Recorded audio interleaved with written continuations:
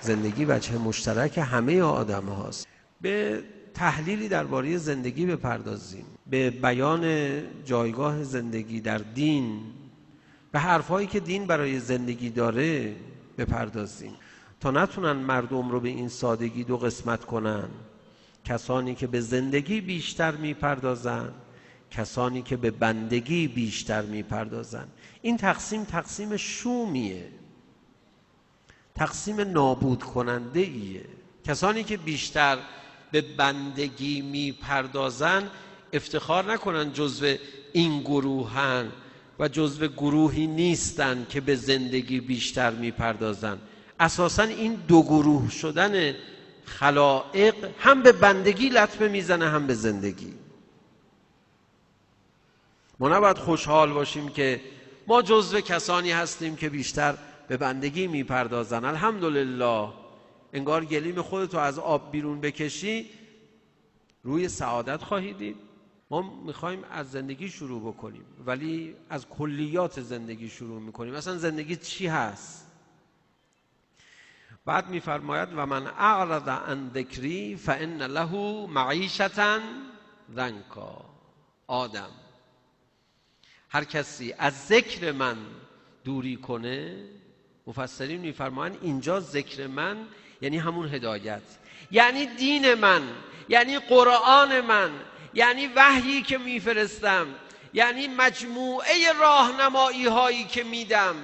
نه و من اعرض عن ذکری یعنی اینکه هر کی سبحان الله نگه، الحمدلله نگه، نمیدونم نماز نخونه. فقط اونها هم ذکر هستن، اونها هم آثار بسیار بالایی در زندگی انسان دارن. وقت اینجا خداوند متعال تصریح میفرماد اگر از هدایت من فاصله بگیریم زندگی دچار سختی خواهد شد. در برخی از روایات هست معیشت ضنکا فشار قبر رو هم در بر میگیره. علامه طباطبایی میفرماد عالم برزخ هم جزئی از زندگی ماست. به همین دلیل در روایت امیرالمؤمنین علی علیه السلام میفرماد معیشتاً ضنکا یعنی فشار قبر، ولی معیشتاً ضنکا یعنی همین زندگی معمولی اینها رو هم در بر میگیره.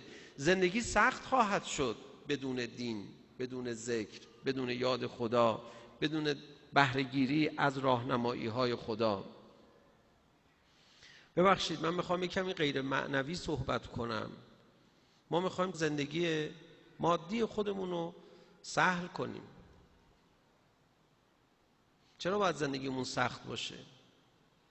چرا باید زندگیمون سخت باشه که به خاطر زندگی سخت دروغ بگیم، به خاطر زندگی سخت خساست به خرج بدیم، به خاطر زندگی سخت بد اخلاقی بکنیم، به خاطر زندگی سخت کم فروشی بکنیم؟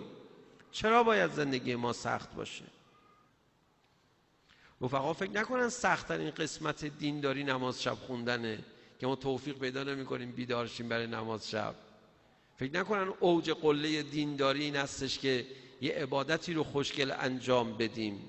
نه، عبادت که همون قدم‌های اول اگر خوشگل بتونیم انجام بدیم. اون اوجی که هنوز دینداران بهش نرسیدن اینه که با دین زندگی خودشون رو آباد کنن. دینداران وقتی میخوان ناراحت باشن از خودشون،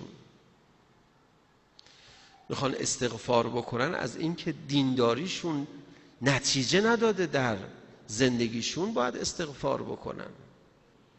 اهل بیت از ما خواستن ما وقتی میخوایم حقیقت دینمون رو به نمایش بگذاریم در متن زندگی این کار رو بکنیم، نبریم جلو مردم نماز خوشگل بخونیم دل مردم رو ببریم.